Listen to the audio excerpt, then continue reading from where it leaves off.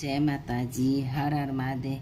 આજે આપણે શ્રાદ્ધમાં કયા પક્ષમાં કયા ઉત્તમ પ્રદેશોનું વર્ણન છે એનું આપણે જાણશું। ભીષ્મે પૂછ્યું, શ્રાદ્ધ કરવાની ઈચ્છાવાળાએ કયા દિવસના ભાગમાં શ્રાદ્ધ બરાબર કરવું જોઈએ? હે બ્રાહ્મણ, કયા તીર્થોમાં કરેલું શ્રાદ્ધ અવશ્ય પુષ્કર ફળને આપનારું થાય છે?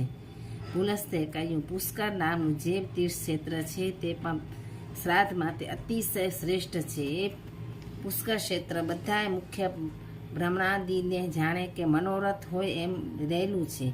એ પુષ્કર તીર્થમાં જે કંઈ દાન દીધું હોય, હવન કર્યું હોય કે જે જય જપ્યો હોય તો તે ખરેખર અનંત ફલદાયી થાય છે। તેમજ એ પુષ્કર તીર્થમાં કરેલા પિતૃશ્રાદ્ધ તથા પિતૃતર્પણે બને તે એ પિતૃઓના તથા ઋષિઓને અત્યંત પ્રિય તથા પરમ માન્ય થાય છે। તે જ પ્રમાણે હે રાજન, નંદા તીર્થ, લલિતા તીર્થ તથા માયાપુરી એટલે હરિદ્વાર પણ ઉત્તમ તીર્થ છે। તે જ પ્રમાણે મિત્રપદ તથા કેદાર તીર્થ પણ ઉત્તમ તીર્થ છે। વળી તે જ પ્રમાણે ગંગાસાગર નામના તીર્થને પણ વિદ્વાનો સર્વ તીર્થમય તથા શુભ કહે છે। તે જ પ્રમાણે બ્રહ્મવર નામના તીર્થને વિદ્વાનો શુભ કહે છે અને સતલજ નદીના પાણીને પણ વિદ્વાનો શુભ તીર્થરૂપ કહે છે।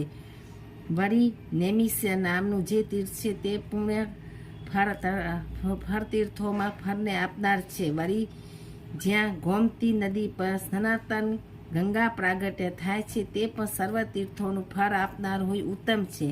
તેમજ જ્યાં પક્ષ વરાહ દેવ અને દેવોના દેવ ત્રિશુલધારી શંકર પણ બિરાજે છે અને જ્યાં 18 ભુજાઓવાળી શંકરની મૂર્તિ સ્થાપાઈ છે અને જ્યાં સોનાનું દાન દેવાય છે। વળી જ્યાં ભગવાને છોડેલા ધર્મચક્રની નેમી એટલે કે આગલો ધાર વિખરાઈ પડી હતી, તેથી તે નૈમિષારણ્ય એ નામે તે તીર્થસ્થાન પ્રસિદ્ધ થયેલ છે અને તેથી જ બધા તીર્થોમાં તે નૈમિષારણ્યમાં આવીને વસ્યા છે। વળી તે નૈમિષારણ્યમાં દેવોના દેવ શ્રી વરાહનું મૂર્તિ રૂપે દર્શન થાય છે। એવા એ નૈમિષારણ્યમાં જે મનુષ્ય તીર્થયાત્રા નિમિત્તે પ્રયાણ કરે છે તે પવિત્ર આત્માવાળો થઈને શ્રી નારાયણના ધામમાં જાય છે। વળી એ સિવાય બીજું કોકામુખ નામનું પણ એક ઉત્તમ તીર્થ છે, જ્યાં ઇન્દ્રના લોકોનો માર્ગ પણ જણાય છે। વળી તે તીર્થ અવ્યક્ત પરમાત્માથી જન્મેલા બ્રહ્માનું પણ એક પિતૃતીર્થ પણ કહેવાય છે। વળી જ્યાં પુષ્કર તીર્થમાં રહેલા હે પિતામાં બ્રહ્માનું પણ દર્શન થાય છે, તે પુષ્કર તીર્થ પણ શ્રેષ્ઠ છે। એ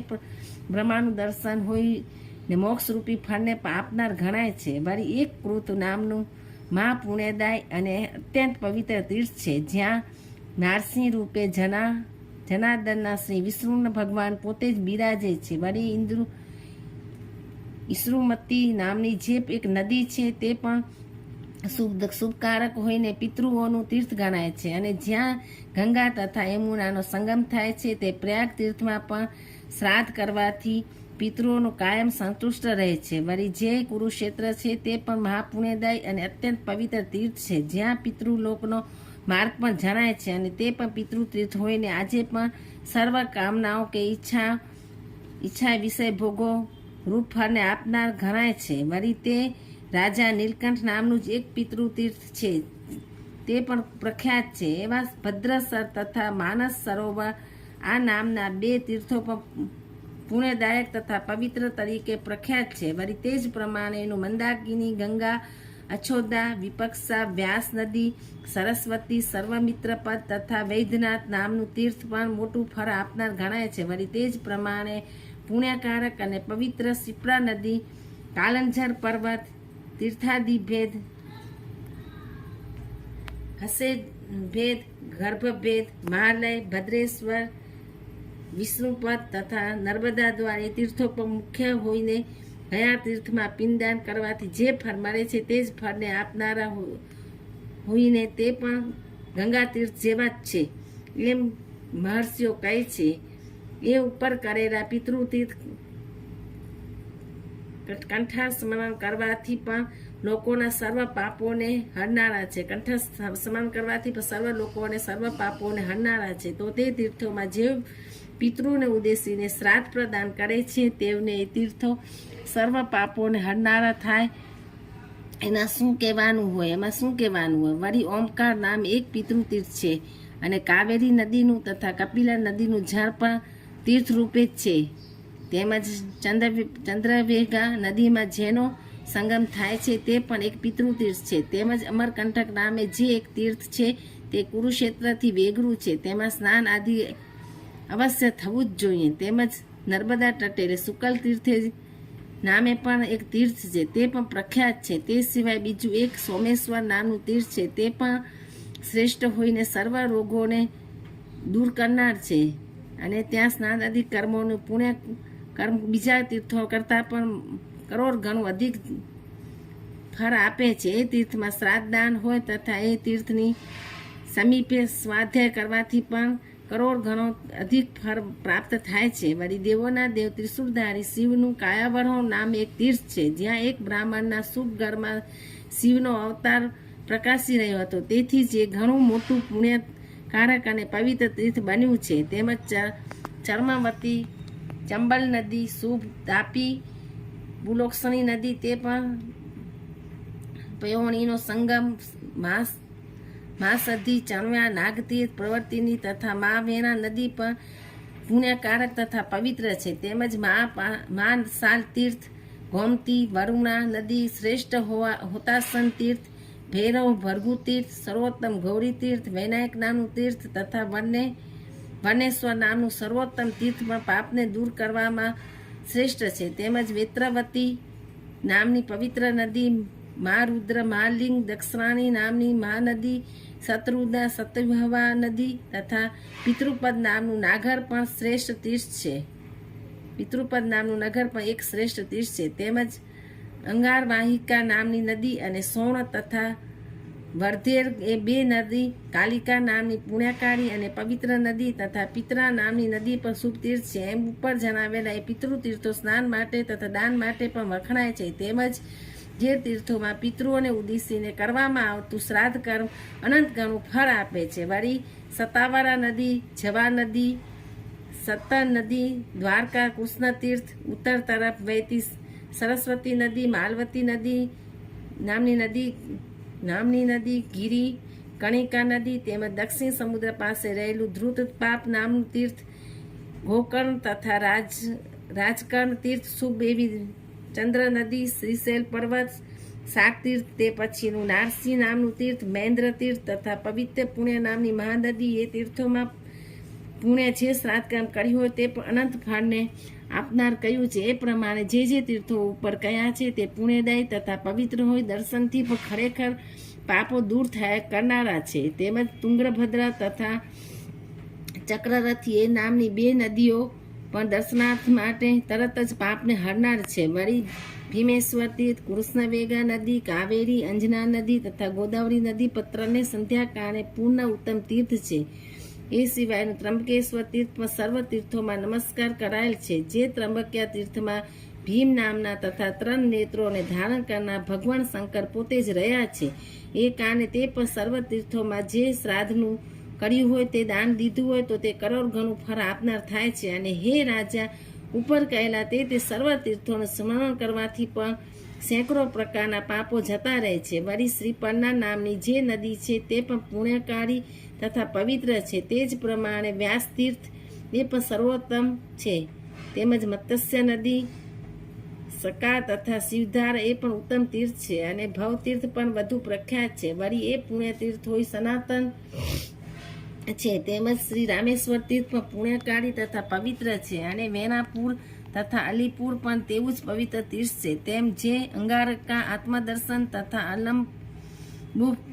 અલંબુસ પણ વિશેષ પ્રખ્યાત તીર્થ છે. અને વત્સવ્રાતેશ્વર તથા ગોખામુખ તીર્થ પણ શ્રેષ્ઠ કહેવાય છે. તે જ પ્રમાણે ગોવર્ધન, હરિશ્ચંદ્ર, પૂરચંદ્ર, પુરુદક, સહદાદી, હિરણ્યક્ષ અને કદકલી નામની નદી એ નામના પણ તીર્થો પ્રસિદ્ધ છે. તેમજ સોમાત્રી સંગત નામનું તીર્થ અને ઇન્દ્રતી નીલ મહાનદ તથા પ્રિય મેલક નામનું જે તીર્થ છે એ બધા તીર્થો પર શ્રાદ્ધ માટે અધિક ઉત્તમ ગણાય છે, કારણ કે એ બધા તીર્થોમાં સર્વે દેવોનું સાનિધ્ય રહેલું કહેવાય છે. એ જ પ્રકારે બધા તીર્થોમાં જે દાન અપાયું હોય તે 100 કરોડથી પણ અનેક ગણું ફળદાયી થાય છે. તે જ પ્રમાણે બહાઉદા નામની નદી પુણ્યકાશી તથા પવિત્ર છે, અને સિદ્ધવત્ર નામનું તીર્થ પણ શુભ છે. તેમજ પાશુપત તીર્થ અને પર્યટિકા નામની નદી પણ ઉત્તમ છે. તેથી એ બધાએ તીર્થોમાં કરેલું શ્રાદ્ધ 100 કરોડોથી પણ વધુ પુણ્યદાયી થાય છે. તે જ પ્રમાણે જ્યાં ગોદાવરી નદી વહે છે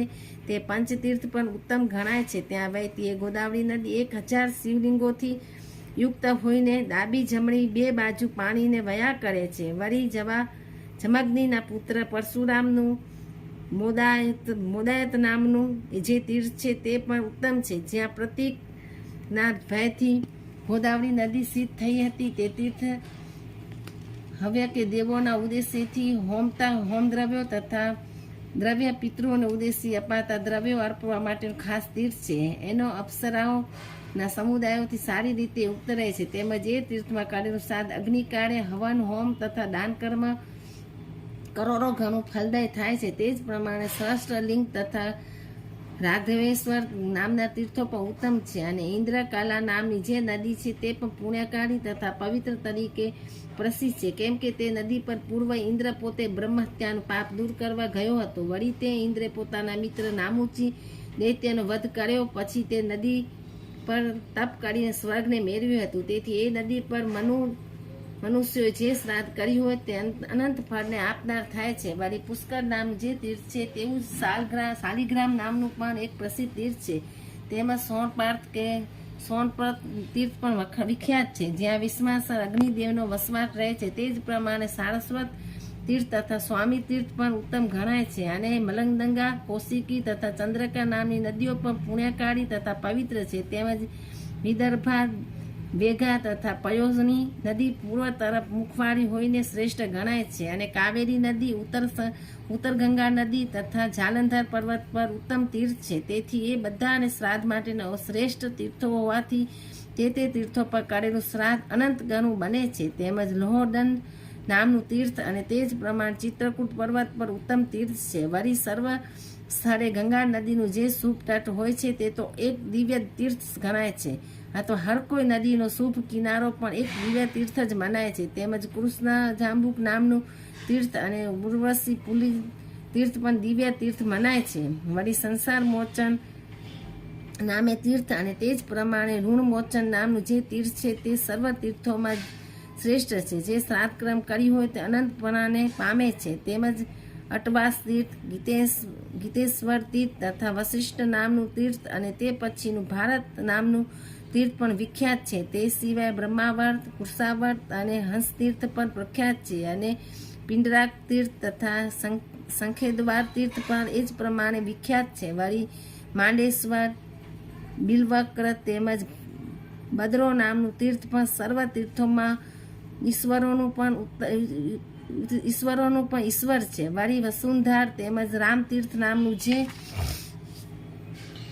તીર્થ છે અને જમગ્નિ, વિજયા તથા શુકલ તીર્થ નામનું જે તીર્થ છે તીર્થોમાં જેઓ શ્રાદ્ધ પ્રદાન કરી હોય તેઓ મોક્ષ રૂપે સ્થાનને પામે છે. વળી માનુગૃત નામનું જે તીર્થ છે અને કરવીરપુર નામે જે તીર્થ છે તેમજ સપ્ત ગોદાવર નામનું જે તીર્થ છે તે પણ સર્વ તીર્થોમાં ઈશ્વરોનું પણ ઈશ્વર છે. માટે એવું પણ આ તીર્થો પર જઈ અવશ્ય પિતૃ શ્રાદ્ધ કરવું જોઈએ, કેમ કે શ્રાદ્ધનું ફળ ઈચ્છાનારા હોય ત્યાં જ શ્રાદ્ધ કર્મ કરે તેઓ માત્ર અવશ્ય શ્રાદ્ધ કરવું જોઈએ. વળી કિંકર નામનું દેશમાં ગયા નામનું પવિત્ર તીર્થ છે અને રાજગુરુ નામનું વન પણ પવિત્ર છે. તેમજ વન ઋષિનો આશ્રમ પવિત્ર છે. અને ત્યાં પુના નામની જે નદી છે તે પણ પવિત્ર છે, કેમ કે તે નદી પર હર કોઈ વિષયનું જે આરાધન કર્યું હોય તે પુણ્યફળ થાય છે.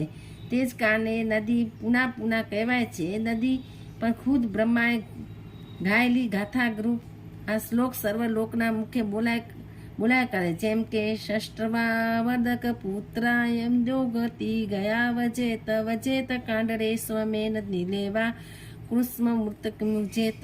દરેક મનુષ્ય ઘણા પુત્રો ઈચ્છવા જોઈએ, જેથી તેમાંનું જો એક પણ ગયા તીર્થમાં જાય અથવા અશ્વમેઘ શ્રાદ્ધ યજ્ઞ કરે અને નીલ પરણાવી એક બળદને અમારા નિમિત્તે જો છૂટો મૂકે, તેથી અમારા આખા કુળનો ઉદ્ધાર થાય. હે રાજા, ઉપરના શ્લોક તે તીર્થક્ષેત્રમાં અથવા હર કોઈ શ્રાદ્ધ માટેના તીર્થમાં તથા તે પવિત્ર તીર્થક્ષેત્રોમાં લોકોમાં ગવાય છે. તેમજ હે રાજેન્દ્ર, બધાએ મનુષ્યો આ ઉપરની ગાતા રહેવી જોઈએ. તીર્થસ્થાનોમાં આવ્યા કરતા હોય છે. વળી હર કોઈ પિતરો પોતાના તે પિતૃલોકમાં રહી આવી ઈચ્છા કર્યા જ કરે છે. અમારા કુળમાં શું કોઈ એક પુત્ર પણ ગયા તીર્થમાં જશે ખરો? જે પુત્ર તે ગયા તીર્થમાં જઈ પોતાની પેઢીના 7 પૂર્વના પિતૃઓને તથા 7 પાછળના પણ પિતૃઓને પિંડદાન શ્રાદ્ધ તર્પણ દ્વારા પ્રસન્નતા અને તૃપ્ત કરશે ને? વળી માતામહે વગેરેની પણ આ જૂની કહેવત સંભળાય છે કે આપણો જે કોઈ પુત્ર અમારા હાડકા એકત્ર કરી ગંગા કિનારે જઈ તેના પાણીમાં જો નાખશે તો અમારો મુક્તિ થશે.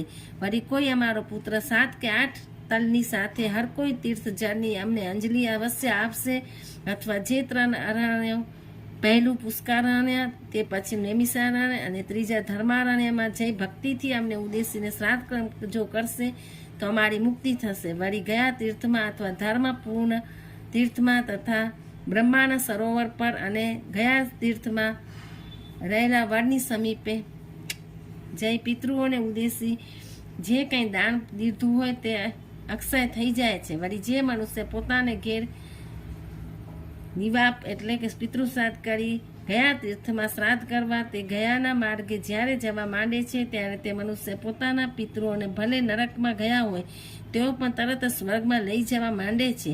હે રાજેન્દ્ર, એમ ઉપર જણાવ્યા પ્રમાણે ગયા આદિ શ્રાદ્ધ માટેના તીર્થોમાં જે શ્રાદ્ધ કર્મ કરે છે તેના કુળમાં કોઈ પ્રેત થતો નથી, કેમ કે તે શ્રાદ્ધમાં પિંડદાન કરવાથી કોઈ પણ મરેલા મનુષ્યનું પ્રેતપણું જતું રહે છે અને તેનો મોક્ષ થાય છે. પૂર્વે કોઈ એક મુનિએ હાથમાં એટલે પાણીથી ભરેલી ત્રાંબાની જાળી લઈને ગયા તીર્થમાં આંબાના ઝાડના મૂળમાં દરરોજ પાણી સિંચ્યા કર્યું હતું. એથી તેના પિતરો પર તૃપ્ત થયા હતા. એક જ ક્રિયા એ કાર્ય કરનાર તરીકે પ્રસિદ્ધ થઈ ગયા હતા. વળી ગયા તીર્થમાં પિતૃઓને ઉદ્દેશીને પિંડદાન કરાય તો તેનાથી બીજું કોઈ પણ દાન વિશેષ ફલદાયી થતું નથી. એ જ કારણે ગયા તીર્થમાં પિતૃઓને ઉદ્દેશીને કેવળ એક જ પિંડદાન કરવાથી તે પિતરો તૃપ્ત થઈને મોક્ષગામી થાય છે. એ જ અભિપ્રાયથી ઉત્તમ મુનિઓ ગયા તીર્થમાં પિતૃઓને ઉદ્દેશી બ્રાહ્મણોને ધાન્યનું જે ધન્ય દેવાય તથા ધનનું જે ધન દેવાય તે અત્યંત શ્રેષ્ઠ કહે છે.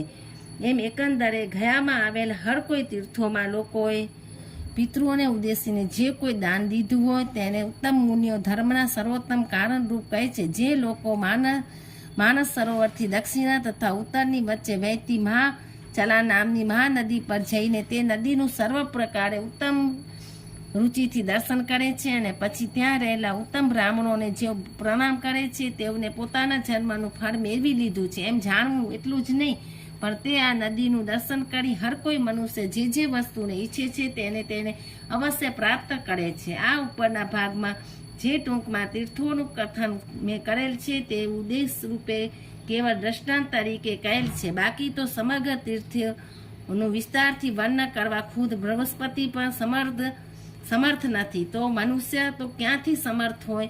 પ્રસ્તુત હર કોઈ વર્ણ તથા આશ્રમના સંબંધોમાં આ અવશ્ય ધ્યાન રાખવા જેવું છે કે સત્ય એ તીર્થ છે, દયા એ તીર્થ છે, ઇન્દ્રિયોનો નિગ્રહ તીર્થ છે અને સ્વમ એટલે કે મન ઉપરનો કાબુ રાખવો એ પણ તીર્થ જ કહેલ છે. વળી હર કોઈ મનુષ્ય કોઈ તીર્થ ક્ષેત્રમાં પિતૃને ઉદ્દેશીને જે શ્રાદ્ધ કર્મ કરે છે તે કરોડ ગણું ફલદાયી થાય છે. પણ આ ગયા તીર્થમાં જે શ્રાદ્ધ કરાય છે તે શ્રાદ્ધ કરનારને તથા તેને ઉદ્દેશીને શ્રાદ્ધ કર્યું હોય તે પિતૃઓને પણ મોક્ષ આપનાર થાય છે.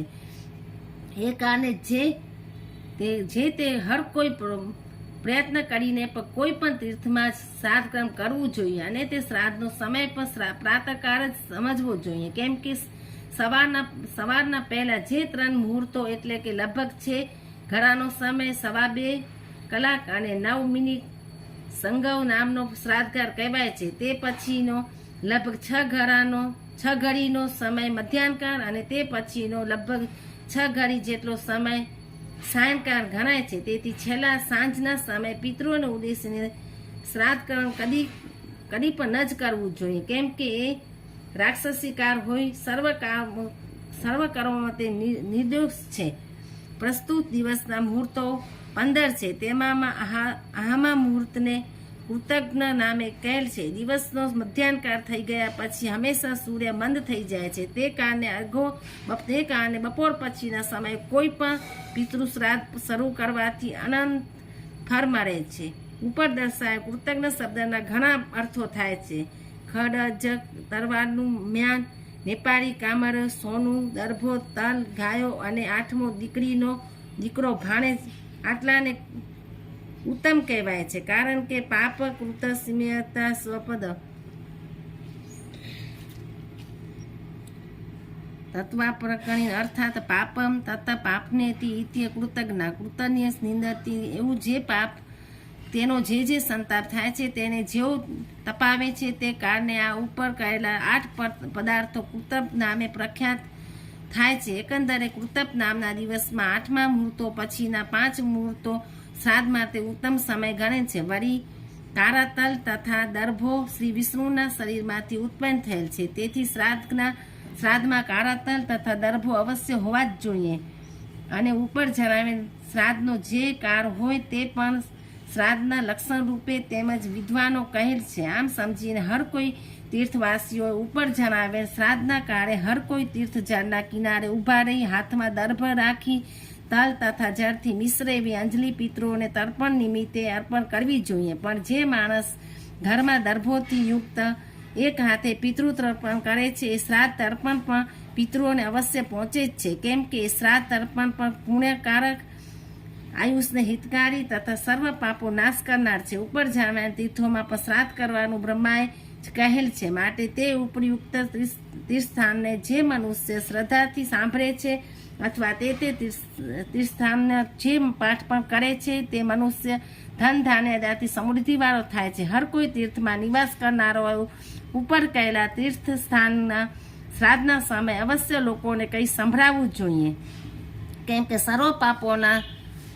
શમન માટે તે તીર્થશ્રાદ્ધ કથન જરૂરી છે. એટલું જ નહીં, પણ તે તીર્થશ્રાદ્ધ કથન મેં દરિદ્રતાનો નાશ કરનાર છે. માન્યું છે કે એટલું જ નહીં, પણ ઉપર કહેલા તીર્થશ્રાદ્ધ મહાત્મ્ય પવિત્ર હોય, બાણ રૂપે તથા મોટા પાપોનો નાશ કરનાર હોય, તે બ્રહ્મા, સૂર્ય તથા રુદ્રોને પણ પૂર્વજેલું છે. એ જ કારણે ઉપર જણાવ્યા પ્રમાણે તીર્થમાં કહેલ પિતૃશ્રાદ્ધના મહાત્મ્યને સમજનારા વિદ્વાનો આ તીર્થ શ્રાદ્ધ મહાત્મ્યને ખાસ પસંદ કરે છે. ઇતિ શ્રી પદ્મ પુરાણ પહેલા સૃષ્ટિ. જય શ્રી કૃષ્ણ, જય માતાજી, હર હર મહાદેવ. જય શ્રી કૃષ્ણ, જય માતાજી, હર હર મહાદેવ. તમને એવી જ કથા, વાર્તાઓ, ધાર્મિક કંઈ પણ સાંભળવું હોય તો મારી ચેનલને લાઈક કરો, શેર કરો, સબસ્ક્રાઈબ કરો અને આગળ નવી કંઈ કથાઓ કે સાંભળવી હોય તો કમેન્ટ કરો. હર હર મહાદેવ.